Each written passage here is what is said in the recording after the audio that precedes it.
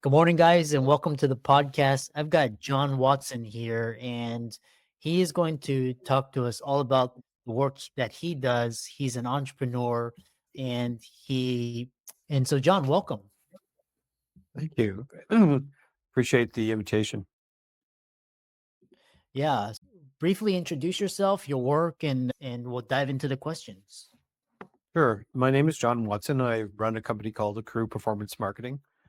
I'm a marketing coach and a fractional chief marketing officer, or CMO, primarily to small to mid-sized businesses, a lot of startups, and really all across the board, different types of firms, lots of medical practices over the years. My focus really as a coach is to try to get people to look at marketing differently, to look at it less as advertising and more as a managing the client's journey through your business. Interesting. Yeah, so we'll dive into it. The first question I have for you is, what are the biggest challenge business owners having with sales and marketing? I think the biggest one I see is that they are largely trying a wide variety of different promotional techniques. The focus almost invariably is let's try this, let's try this.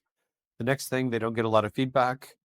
They're not really clear why they're doing it. Like, they're quite often getting sold on tactics as opposed to selecting them because they make sense for the business. And then they don't get a lot of feedback in terms of their economic performance, whether or not they're actually pulling their weight and you're getting value from the effort. So I'd say that's probably the most common scenario that I run into. Hmm.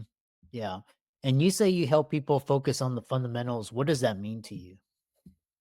Fundamentals are, think about your business fundamentals in terms of, if things like, what's the value of a sale? What's the lifetime value of a client?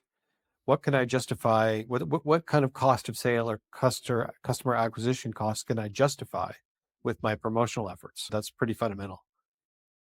Hmm. The the challenge is most people can't answer that question. They don't know what their average sale is. They don't know, they don't have a clear sense of what their average lifetime value is for a customer, even over the first year. And so they don't tend to approach sales and marketing from living into those criteria. And so they end up engaging in a lot of activities that haven't got a hope of actually achieving a sale inside those maximums. The next question is, you wrote Being Profitable. What was the story or motivation behind the book?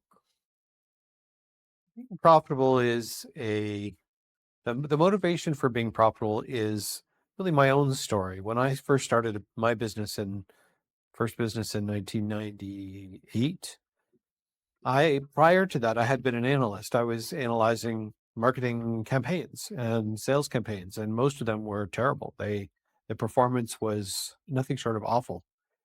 And so, having experience from that role, I was very determined not to repeat the experience. And so I sought a lot of help. And the help I sought, what from agencies and coaches and different providers, always ended up being a sales pitch. It was just trying to sell me whatever it is they were trying to sell me.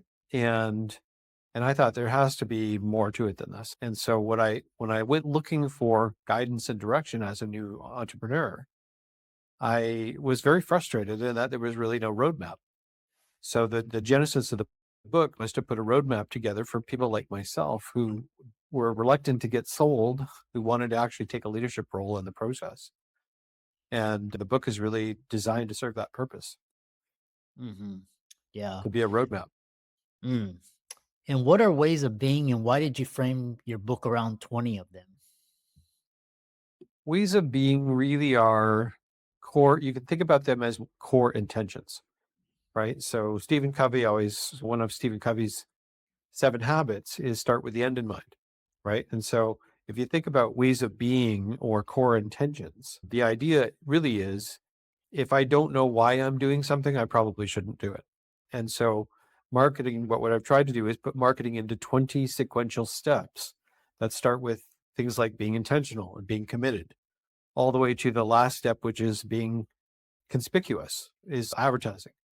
And so most of the time, people are just excited about a new technology. I can do this. This is hot. I want to try this and try that. And it's not really driven out of core and any kind of intention of what's the purpose of this activity? How is it serving my clients or my business? And so the whole book is really framed in core intentions. to try to postpone the conversation about tactics long enough to get clear on why we're doing them. Mm. Yeah. That's the other question I have for you is you say you help people focus on the fundamentals. What does that mean to you? Like I said earlier, the fundamentals are things that are designed to either generate earnings, right? I always try to frame marketing as an earnings growth program. And so quite often we tend to look at it as driving sales, but sales are not inherently profitable, right? And clients don't become repeat clients or customers automatically, right? So there's things that you really need to look at in terms of what do I need to do to maximize my earnings growth? And the fundamentals to start with are things like what's my average cost of sale? What are my margins? What's the highest I could pay for a customer acquisition before I'm losing money on it? Right. And so what's my lead offer? There's just so many fundamental elements of who are my target clients. That one of the core mistakes people make is trying to serve everyone as opposed to selling to a specific group. So that the people get busy doing marketing activities before they're really clear on the list of fundamentals that drive the whole program. Earlier on, you mentioned the biggest challenge business owners having with sales and marketing. What are things a business owner can do to improve their sales and marketing performance? They can ask better questions, I think is so two things. They can be more clear about what their needs are and their goals and objectives. So if you get excited about an idea of, oh, I think Facebook is really important, or I want to try WhatsApp or pick a tactic, right? YouTube, anything, and say, yes, it's probably a good idea if if it fits and serves a particular role in my business. And the challenge is most providers are just trying to sell you something. And so the way you get more value is to understand what am I actually trying to accomplish? And the more specific you can be with a provider that says, look, I need this to perform within these KPIs or constraints, right? And then it changes the nature of the conversation. It's not just, I want to get this done now. It's how do I achieve these objectives? And that's the single biggest thing I think that people could do is stop just looking to get it done and look for sort of help achieving outcomes as opposed to completing tasks. Interesting. Here's a question about a website. When people start a new business, they tend to rush to get a website in place. And should they be doing something else, or is this the right path to go on? I think websites are one of the worst culprits of starting without really being clear on what the goals are. Most people approach websites from a calling card or a resume or a brochure perspective. It's all about them. And so that's largely a complete waste of time. The real goal for a website is how do I facilitate my customers' purchase process? And yet, so our first websites almost invariably are all about us. And if we really think about it as who's my target audience, what am I trying to help them purchase, or what problem am I trying to help them solve, or goal or that they're trying to achieve, and really build the website from that perspective, it can be tremendously useful, right? It's just most of us have to go through the rite of passage, right? With putting a brochure up about ourselves and then realizing it doesn't work. And then we have to redo it. So most of the time you can get more traction by actually putting things out on a Google My Business profile or even just networking, right? And starting with that to help refine the message of understand who am I serving, what problem am I solving, why would anybody buy from me, and how do I make it easier for them to do so? And then once you've got those things clear, then a website makes lots and lots of sense, right? It's usually people to just put it too early in the process before they're ready. Mhm. Now we'll shift gears because we have around 5, 6 minutes in practical and tactical insights. If a new owner has limited resources, where should they focus first in their business development strategy? The first thing I would do is get clear on the customer. Who is the customer in very explicit terms? And then I would ask the question, what's the easiest way for me to reach that target audience directly? Right? We can quite often go off in all kinds of tangents, trying to reach them the hard way. And oftentimes, if you can find a way to reach them directly, then that's what you do, right? So I think the most important thing is to get yourself organized, to get clear on the target audience, understand what the offer is, really understand your core metrics that are going to drive the process, And I always try to encourage people to start their business in a spreadsheet. If you work your way through the process, make sure the math works. And it doesn't take, I'm not saying postpone it. What I'm saying is spend a couple of hours mapping it out and failing in a spreadsheet before you fail on the market. And I find most people tend to fail on the market before they ever do any of the analysis. And it's 100 times more costly, at Mm, least. yeah. A follow-up question I have for you is, for those listening around the concept of business development strategy, if what is one small shift business owners can make today to start seeing better results? Make it about the customer, not yourself. You really try to put yourself in their shoes and realize that they're looking for an answer to a problem or to how do I achieve a goal. It's not about you, it's about them. So, how do you make it easy for them to find you? How do you address their specific questions that they're asking? And how do you make it easy for them to say yes to you?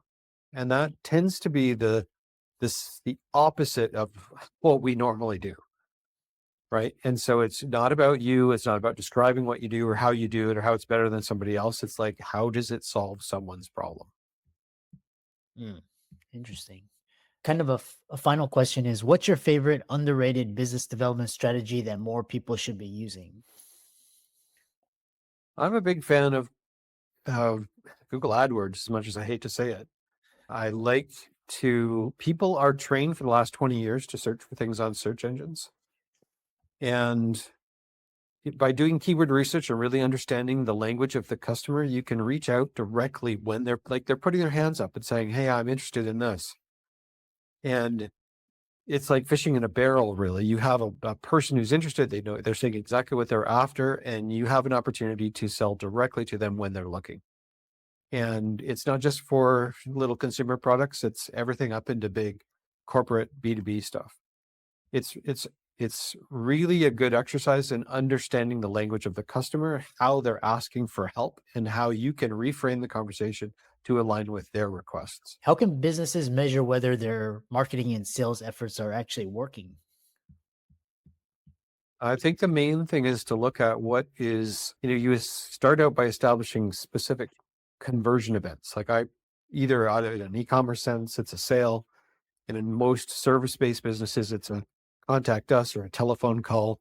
It really is a start with the action that you want people to take and then measure the unit cost of that action. What is it costing per channel to generate that action?